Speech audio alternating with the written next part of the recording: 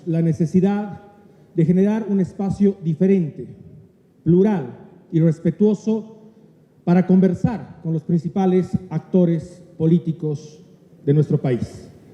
Estamos viviendo momentos de incertidumbre, momentos difíciles, y no hay mejor manera de poder acercarnos a tomar las mejores decisiones que conversar en profundidad con estos actores políticos. Quiero agradecer a Jorge Tuto Quiroga por haber aceptado la invitación a este espacio de una discusión y una charla en profundidad. Quiero aprovechar también para agradecer a Pablo, a Sonia, a Robert, por haber aceptado ser panelistas, y por supuesto a Isabel, reconocida periodista y amiga de la UPB, para moderar este evento. Comentarles que Sin Filtros, este ciclo en profundidad de la UPB... Esta breve introducción. Yo soy Jorge Tuto Quiroga Ramírez. El Tuto es el apodo que llevo por mi padre. La explicación de él es más compleja. Era huérfano, era un tío. Yo era el hijo mayor, y aquí de niño en Cochabamba, sin derecho a que uno tenga veto sobre la materia, me pusieron Tutito. Empecé a ir aquí al Kinder Villarroel. Mosquita Belcé, mi profesora en el Kinder, pasaba lista, y cuando nadie respondía ante Quiroga Jorge, decía: aquí no hay ningún Quiroga. Yo decía: sí.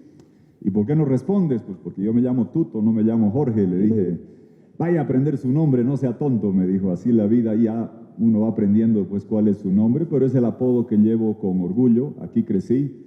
Soy un poco como la UPB. Entre Cochabamba, Santa Cruz y La Paz transcurrió mi niñez, adolescencia y después la fase adulta. Aquí en Cochabamba tengo enterrados a mis 4 abuelos. En Santa Cruz pasé la adolescencia con mis 4 hermanos, uno al que Dios se llevó antes de tiempo, Mauricio, lo más sagrado que tiene mi familia. Y después he vivido décadas en La Paz, donde han nacido mis 4 hijos.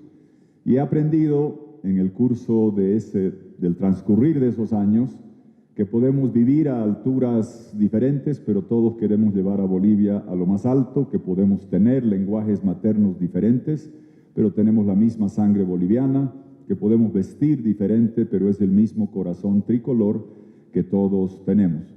Yo no incursioné en la arena política por algún sueño infantil. Yo de niño, como muchos de ustedes, algunos aquí, quería ser artista o futbolista en realidad. Pero en la infancia en Cochabamba uno se da cuenta que Dios toca a otros con un talento especial que no tenemos el resto. Gastón Taborga, un amigo que estaba acá, ícono del fútbol boliviano. Entonces era mejor dedicarse a hacer ingeniería. Mi padre, Tuto Quiroga, ingeniero civil, como don Julio León Prado, cuyo nombre lleva esta aula, hizo las hidroeléctricas de Corán y Santa Isabel. Desde niño quería ser ingeniero. Veía en mi padre el valor del servicio público. Fui a la universidad, estudié eso, era ingeniero de sistemas de IBM, aprendí bastante de computación. Y cuando falleció mi mejor amigo de infancia, Negro de la Reza Bruckner, aquí en Cochabamba, te das cuenta que Bolivia no espera en estado de hibernación o congelada a que tú decidas hacer algo por tu país. Entonces era una carrera corporativa en el mundo anglosajón, o venir a devolverle a Bolivia un poco de servicio. Eso es lo que escogí hacer. Sé que, Nano, tienes en el directorio a un mentor mío, Enrique García, un hombre que me abrió junto a Carlos Iturralde las puertas a hacer servicio público, y eso es lo que hacíamos, incluso con Nano Campero hace muchos años. Él tenía menos canas, yo tenía más pelo. Éramos unos jóvenes tecnócratas de un gabinete con la vocación de servir. Después la vida va tomando su devenir y lleva por diferentes cauces, y aprendí en el curso de la gestión pública cómo responder a desafíos económicos en épocas críticas, y conocí a personajes cuya influencia ha sido nefasta en lo que ha sucedido para la democracia y libertad en América Latina. Este proyecto tan oprobioso, mezclando la tecnología represiva cubana con la chequera interminable venezolana, que demostró que la democracia que pensábamos que estaba consolidada en América Latina después de décadas muy duras, en los 80s, 90s, todos buscamos la convergencia hacia la democracia, libertad, suscribimos la Carta Democrática Interamericana, pero acá de que no estaba nada garantizado. y en los últimos años de mi vida, aparte de muchas obligaciones profesionales que tenía, le he dedicado buena parte de mi vida primero a defender mi país de lo que sabía en el fondo de mi alma que iba a ser un desastre económico, que hoy es evidente, y preservar la democracia y libertad ante los embates que venían de fuera. Y esa es la causa que he escogido en la vida, como ustedes que van a salir bien graduados. Tenía oportunidades, me ofrecían cargos en burocracias internacionales, en grandes empresas, pero en el fondo de mi corazón ni nací para burócrata ni para empresario. Era socio de un banco muy grande en Bolivia, me desprendí de ello. Pienso, en el caso mío, que es incompatible el cruzar y mezclar esas actividades, porque después una carta de crédito de un banco en un municipio de allá siempre le buscan conflicto de intereses, y he dedicado buena parte de mi vida y estos años a esta lucha. Uno paga los costos, le llueven los juicios, he peregrinado años por diferentes juzgados, de ingeniero ya me he vuelto penalista, no penalista del Wilstermann pateando los penales, sino abogado para defenderme de la vorágine de juicios que le ponen a uno encima, que hay que entender que son gentiles invitaciones para irse al exilio. Yo no creo que alguien que tuvo las oportunidades que yo he tenido tenga el derecho a rendirse, claudicar e irse fuera. Uno tiene la obligación, si conoce todo esto, ha tenido honores y privilegios a temprana edad, tiene la obligación de devolver servicio, lucha por una causa como es Bolivia. A eso le he dedicado buena parte de mi tiempo en estos años y estoy convencido que estamos llegando a un momento determinante de la historia, donde vamos a escoger si Bolivia ingresa como miembro pleno al club de las tiranías trogloditas totalitarias de los piratas del Caribe, Venezuela, Cuba y Nicaragua, o si cambiamos radical y totalmente de rumbo en esta elección que se avecina. Yo celebro que UPB esté haciendo esto, los invito a escuchar a todos los que van a hablar y los invito a dejar de lado la desidia, cambiarla por compromiso, dejar la apatía, volver la participación, porque créanme que durante décadas ustedes, gente joven, van a recordar qué hicieron o dejaron de hacer en un momento determinante de nuestra historia, cuando tocaba la campana y nos llamaba a participar y tomar partido. He visto en Venezuela y Cuba cómo se han vuelto, y Nicaragua también, geriátricos tiránicos. Toda la gente joven como ustedes, los que están adentro están presos por poner cosas en redes sociales y la gran mayoría se fue afuera a buscar futuro. Comprométanse con el futuro y lo que pase en esta elección va a determinar lo que suceda con el resto de sus vidas. Los invito, no es necesario que sea conmigo, con quien sea, a comprometerse y tomar partido en este momento determinante de la historia. Mi primera pregunta es, y me voy a permitir leerla porque creo que es importante la precisión de los términos, porque además abre el tema. Estamos ante el agotamiento de un ciclo político y posiblemente, aunque no quiero sonar exitista, ojalá en el umbral de una nueva era. Esta nueva era necesitará cambios profundos, reforma judicial, cambio del modelo económico, que posiblemente requieran modificaciones a la Constitución de 2009. ¿Será necesaria una reforma constitucional parcial o una total? Es el fin del Estado plurinacional, con todo lo que ello implicaría, y el inicio de una nueva república. ¿El término Estado plurinacional es solo retórica o es un significado más profundo? Gracias, Robert. A ver, estamos ante el fin de un ciclo y de lo que han denominado el modelo, ya no me acuerdo el trabalenguas, económico, social, productivo, interplanetario, extragaláctico y no sé qué terminología más que le han ido poniendo, que no ha sido más que el saqueo despiadado de la economía boliviana, y eso es lo que ha tocado fondo ahora. Esta crisis económica, en primer lugar, es, como parafraseando al Gabo, la crisis o la crónica de una crisis largamente anunciada y previsible, porque el movimiento al socialismo, entendamos qué pasó. Llegó al gobierno y tenía un país con reservas de gas certificadas, que otros certificamos, gasoductos que otros construimos, contratos con Argentina y Brasil que otros suscribimos, e impuestos a los hidrocarburos con alta fiscalidad que otros legislamos. La deuda externa estaba prácticamente eliminada, bilateral, privada, y multilateral, entre 10.000 millones de dólares que se fueron, y proyectos mineros en curso como San Cristóbal, San Vicente, San Bartolomé y otros. ¿Por qué es bueno aclarar eso, Robert? Porque mucha gente habla de que se ha desperdiciado la coyuntura de precios de materias primas favorables. Esta coyuntura, dinamizada por la insaciable voracidad asiática por energía, comida y minerales, particularmente de China, provenientes de Sudamérica y otros lares, beneficiaba no a Haití, no benefició a Honduras, benefició a países de Sudamérica. ¿Y qué sucedió en estos años? No había tal modelo, era el gasto. El MAS llegó a tener 8 veces los ingresos fiscales que había antes que lleguemos. El Estado boliviano, gasto corriente, viajes, viáticos, vales de gasolina, celulares, hoy cuesta 11 veces lo que costaba cuando llegó el MAS. La planilla es casi 8 veces y media más. Ha sido un modelo de saqueo. ¿De qué dependía? De los ingresos del gas. ¿Qué sucedió con el gas? No repusieron reservas, no nacionalizaron nada, le devolvieron costos recuperables a las malhadadas transnacionales.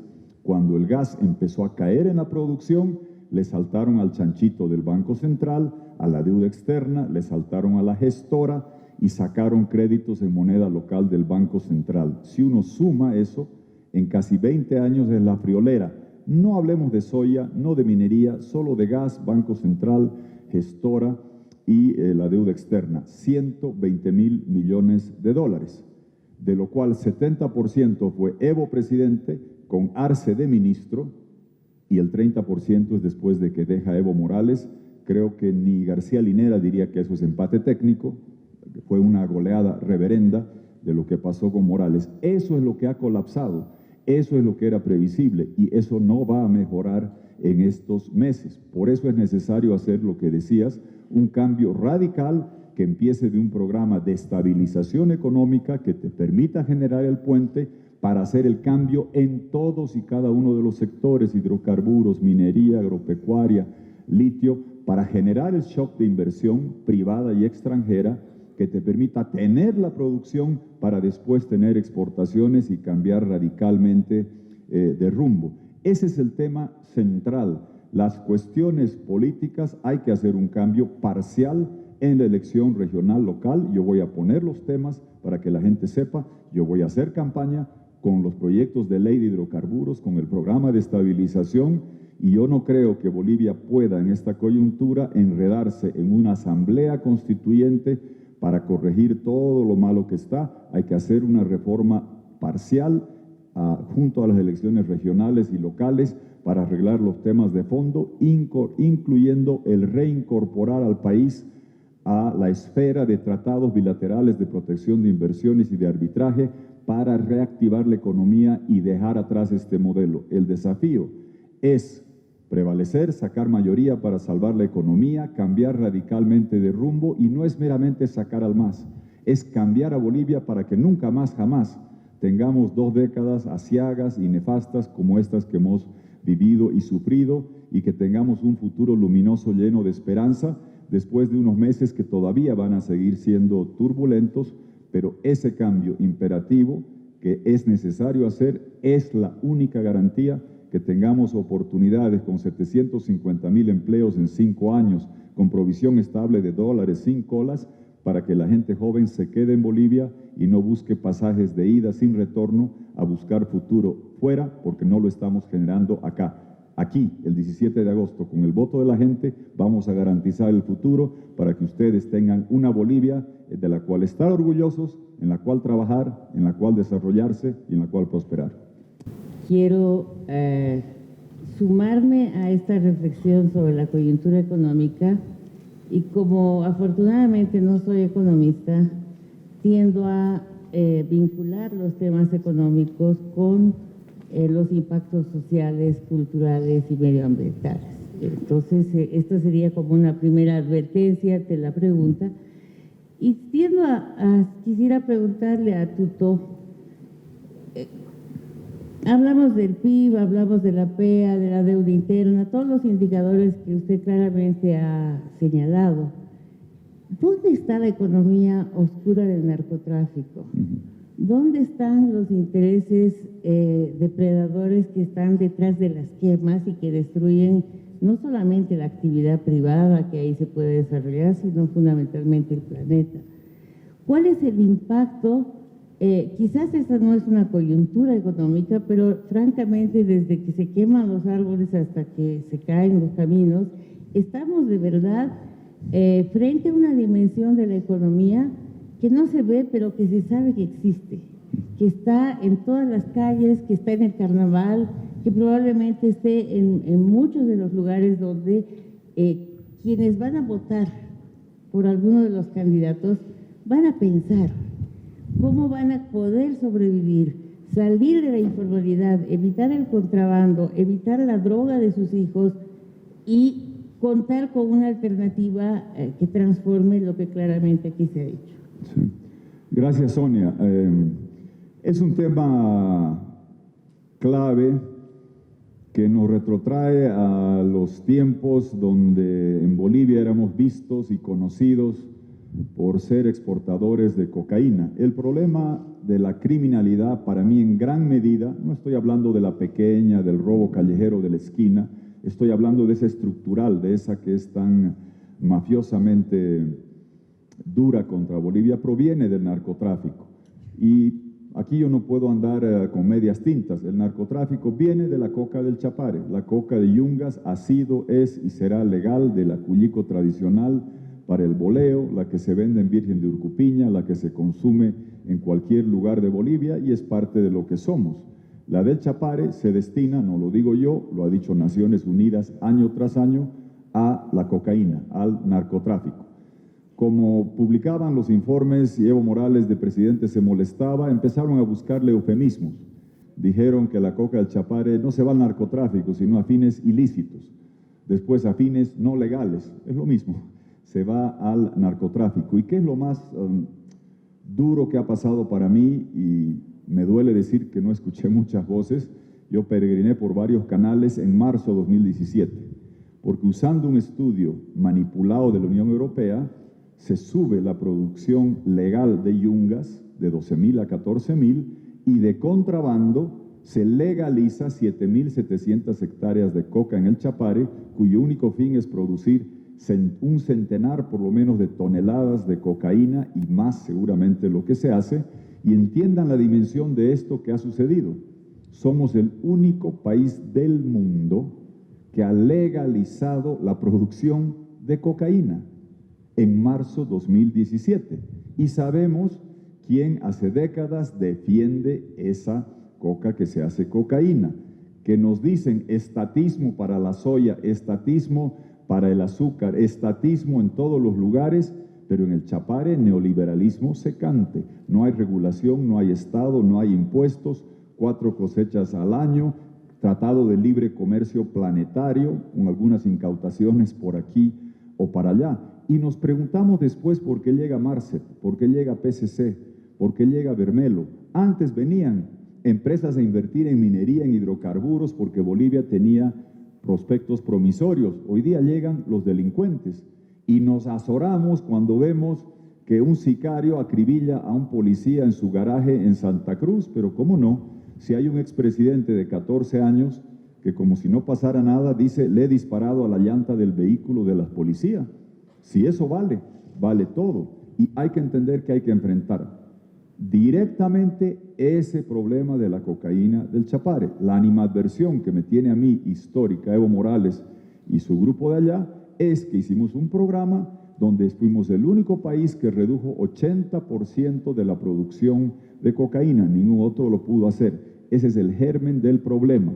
Y a mí me duele ver que Bolivia sea conocida hoy porque incautan kilos, toneladas, vuelos blancos a Argentina, no sé cuánto en Brasil, vuelos de BOA a España, y que jefes antinarcóticos caen presos, todos conocidos por exportar cocaína. Yo voy a acabar con la producción de la cocaína y Bolivia va a ser conocida por volver a exportar gas, por exportar litio, por exportar baterías de litio, aceite de soya, vinos, lo que genera trabajo limpio, decente, dejando de lado las esferas criminales, que si uno no las controla, hay suficientes ejemplos en el mundo que muestran que ocupan territorio, que se convierten en republiquetas, que se compran jueces, que se compran alcaldes, que se compran parlamentarios, y ha habido países, hasta presidentes se han comprado. Por eso, el cambio radical requiere traer la inversión en los sectores productivos decentes, limpios, que generan empleo, y luchar contra el narcotráfico. Y lo último que agrego, Sonia, que es un tema que tú señalas y poca gente lo destaca, el efecto contaminante que tiene el narcotráfico. Yo sé que la gente siempre habla del cuidado ambiental, de la industria, de la minería, y poca gente se da cuenta que nada depreda el medio ambiente, nada tala tantos bosques, nada echa tantos químicos a los ríos como el narcotráfico.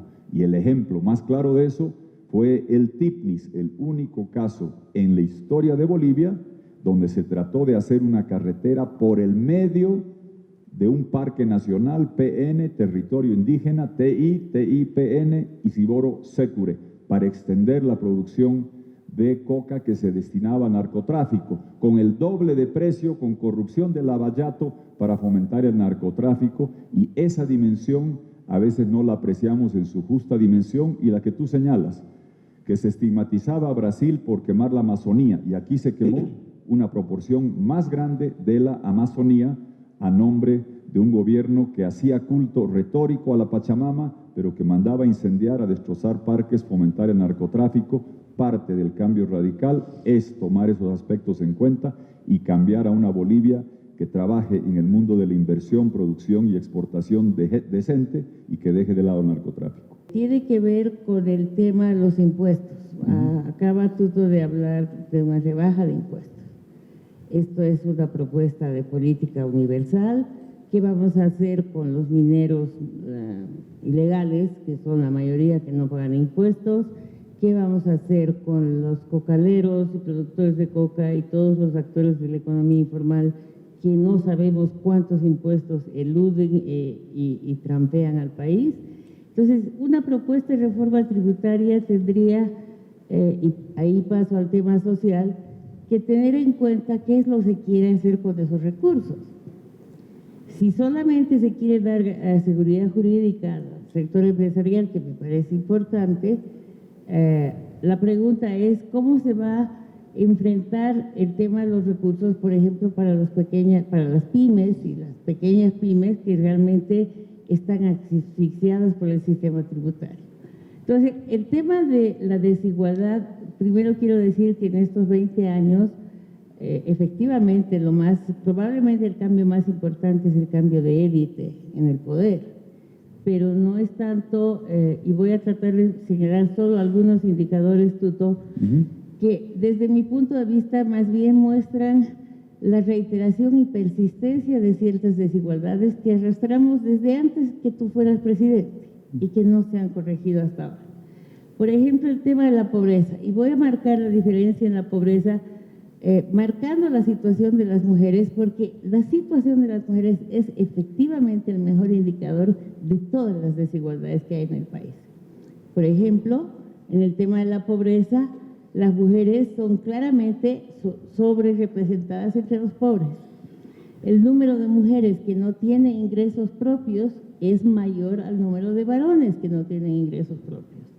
La Bolivia nuestra hasta hoy sigue siendo el país con la tasa de mortalidad más alta de América Latina, por encima de Haití y Venezuela.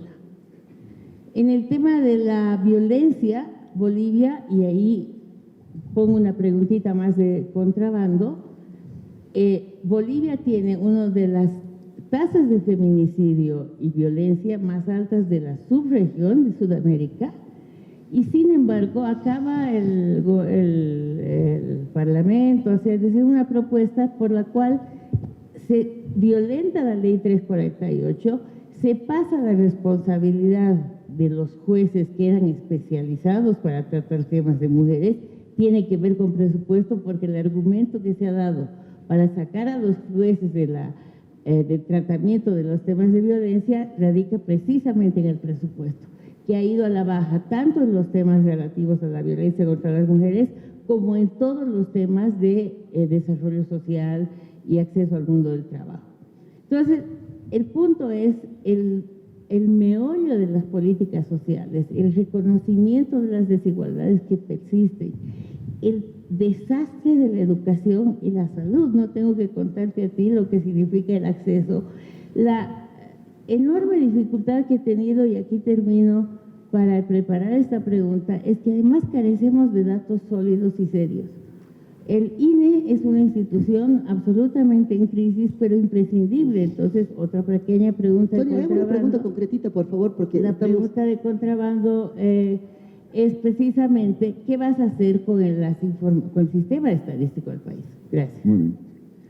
Bueno, muchas gracias, Sonia. Varios temas acá. Primero, en los impuestos, yo creo firmemente en que hay buscar la formalización, la ampliación de la base tributaria con tasas que sean más bajas.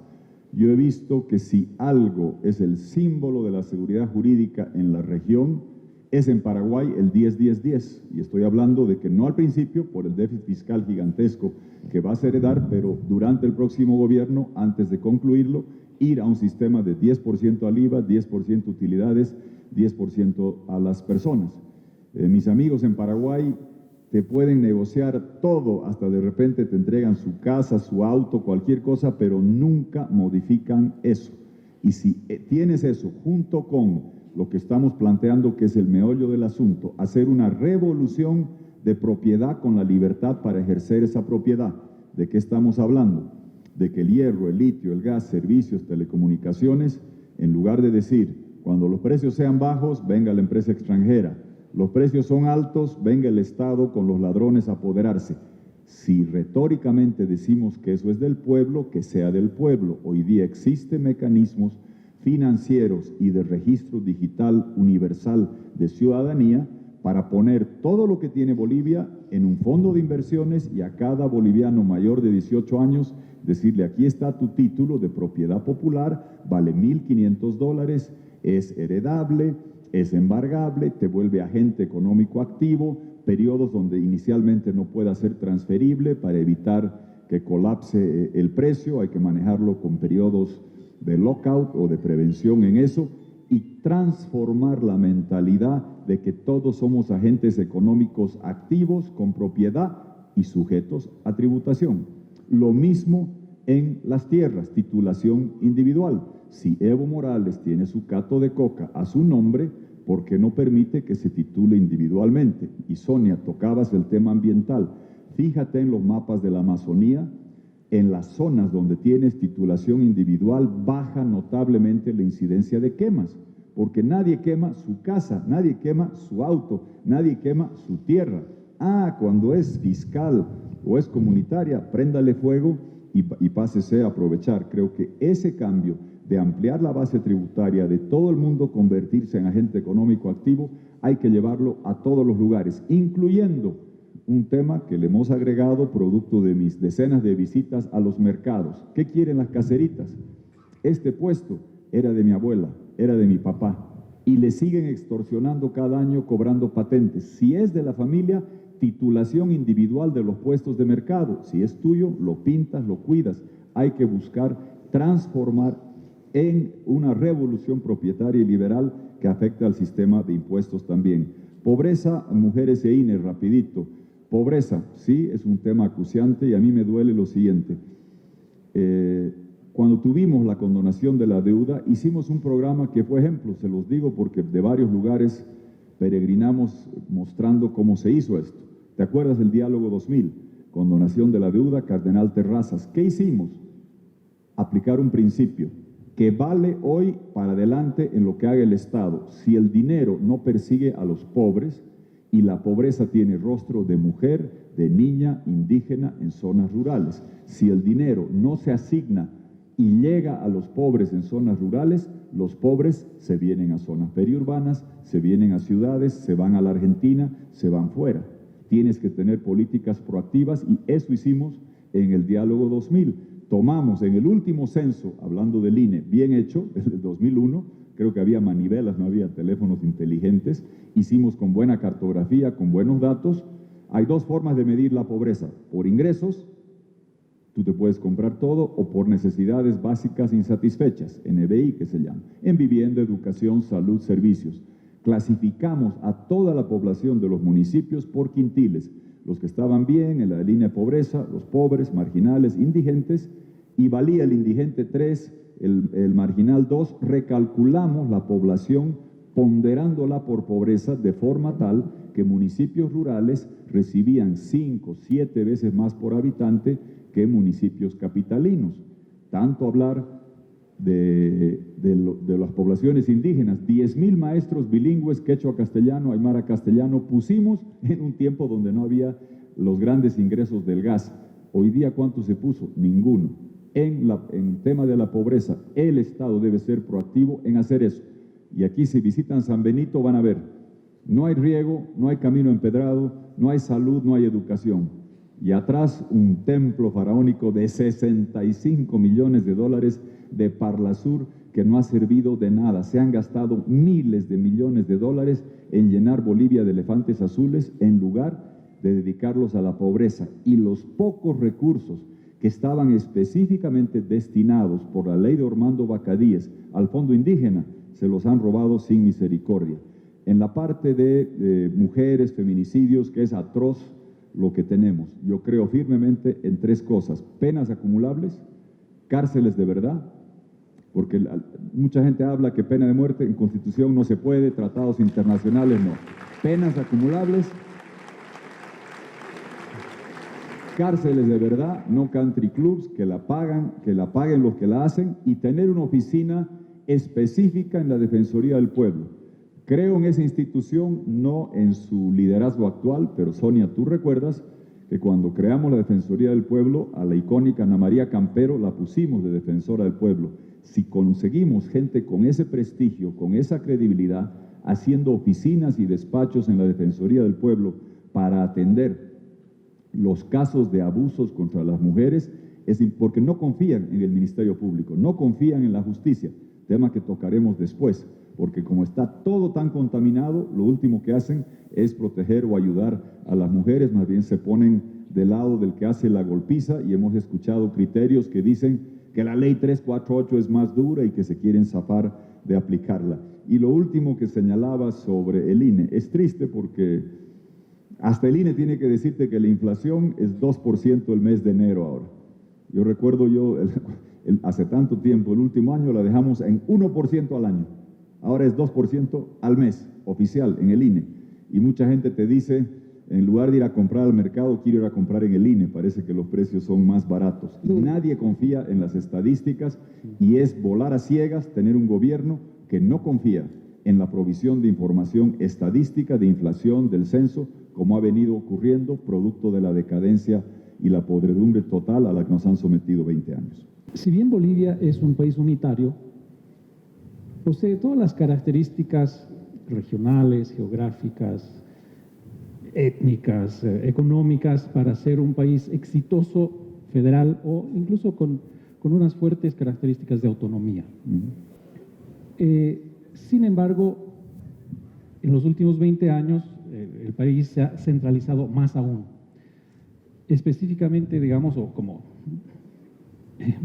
el caballito de batalla de la centralización, tenemos la ley de autonomías, que lejos de ser una ley de autonomías es una ley que realmente centraliza mucho más la distribución de recursos, etcétera, etcétera. ¿Cuál es la visión de Tuto Quiroga acerca de estos llamados por mayor autonomía, estos llamados por posible federalismo que hay? Robert, bien interesante, porque tengo muchos amigos que hablan de ir a la propuesta federal, que para mí lo que les digo significaría que das por fracasada la autonomía y buscas otro sistema que necesariamente requiere una asamblea constituyente. Y pregunten a los amigos de Chile qué pasa cuando te enredas en hacer constituyente. Congela, en un momento de profunda crisis económica, congelas toda posibilidad de traer inversión hasta que no se decante lo que vayas a hacer en una constituyente. A Chile le pasó. Yo creo en las reformas parciales, no me opongo a debatir. Yo debatía mucho esto en 2004, 2005, el federalismo asimétrico solidario, no tengo problema en discutirlo, pero el problema ahora es la crisis económica, que la tienes que solucionar. Junto con eso, reformas parciales. ¿Y qué pasa si por primera vez en 20 años tienes un gobierno y un presidente que crea en las autonomías y no reniegue de ellas? Yo creo en ellas, y mi propuesta es llevar a la autonomía total. ¿Qué significa autonomía total? Yo no soy amigo de consignas repetitivas y trilladas que a veces no significan mucho. Escucho a varios que me dicen 50-50. ¿Han hecho el cálculo? Les digo. No. Autonomía total, ¿qué es? Tenemos que entrar a descentralizar lo que decía Sonia, lo que más le interesa a la gente. La salud, la educación y la seguridad. Para que tú sepas en el lugar que vives quién está cuidando a tus enfermos, quién está educando a tus hijos, quién te está cuidando en la calle. Si tú entras con arrojo a descentralizar la salud, la educación y la seguridad, es mucho más del 50% que se va a las esferas regionales y locales. Yo voy a hacer campaña con eso y no solo campaña nacional. Tiene que haber un correlato de también tener los mejores gobiernos regionales y locales, que hay varios que sin ser del MAS o no han sido del MAS, pero dejan mucho o tienen muchos flancos vulnerables, que tenemos que entrar a esa discusión. Mi propuesta es entremos con un gobierno que tenga un presidente que crea en la autonomía, que ponga sobre la mesa la autonomía total, que hagamos los ajustes que se tenga que hacer, que no la podemos, que no la limitamos, que no la ahorquemos como ha sido estos años y tratemos eso. Y no tengo problema en discutir cualquier otra profundización porque creo firmemente en el Estado central pequeño dedicado a lo que deba hacer y que la provisión de salud, educación y seguridad tiene que estar lo más cerca posible de la gente en esta fase con autonomía total y después podemos discutir otros esquemas a futuro. Gracias.